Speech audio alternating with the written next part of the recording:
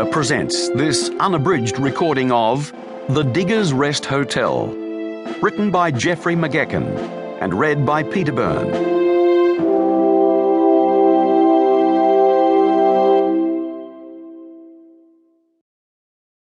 The dedication reads, "As ever and always, for Wilma." 23rd of January, 1945. Near the German-Polish border. Berlin found the potato the night before the SS officer shot the Jewess. Around 5 in the afternoon, the German guards forced the column of shivering POWs out of the sleet and into the meagre shelter of a wooden barn, left shattered by repeated Russian airstrikes. If the winter sun was still out there, somewhere beyond the leaden clouds, the POWs couldn't tell, and they cared even less. The horse-drawn army field kitchen was nowhere to be seen, so the starving men knew it would be another night without food. The potato was hidden under the layers of filthy straw, dirt, and human waste that carpeted the floor where 300 exhausted men, grateful to be out of the snow and wind for the night, would try to sleep. It reminded Berlin of home, of his grandmother, at a time when he was safe and warm, with a full belly. He slipped it into his pocket and held it tightly through the night. 14 hours later, the SS officer pulled the trigger. The Jewess died, and a part of Berlin died with her. 1.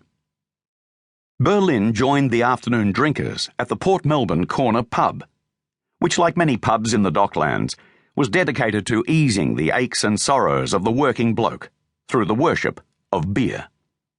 It was also a tribute to the art of the tiler. Every surface that could be tiled had been tiled, right up to the ceiling.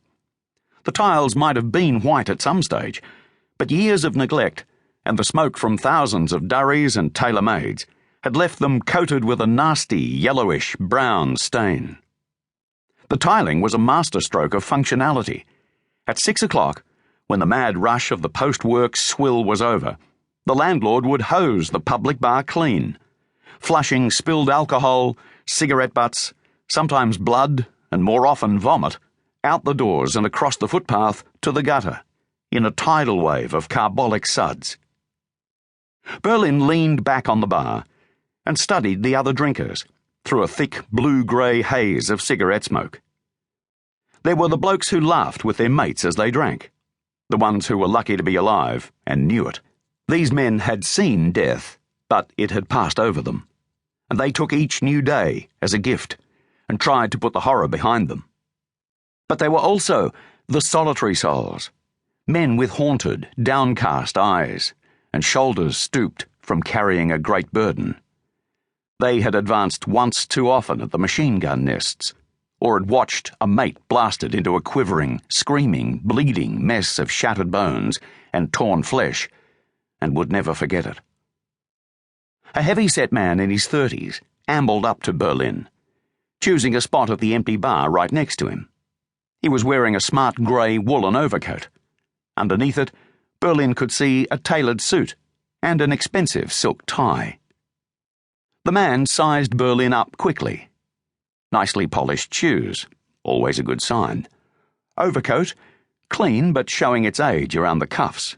Same for the hat. Office clerk, he guessed, skiving off for the afternoon. He didn't look into Berlin's eyes, which was his biggest mistake. "Whiskey, eh?" He indicated the glass of dimple on the bar at Berlin's elbow. Berlin ignored him. In a pub like this, non-beer drinkers were regarded with suspicion. Whiskey was for toffs, or for toasting the memory of a loved one who'd passed away, or a mate crushed on the docks when a sling slipped, and a couple of hundredweight of crates fell from a crane. The barman had poured the drink and taken Berlin's £5 note without comment, but he'd slapped the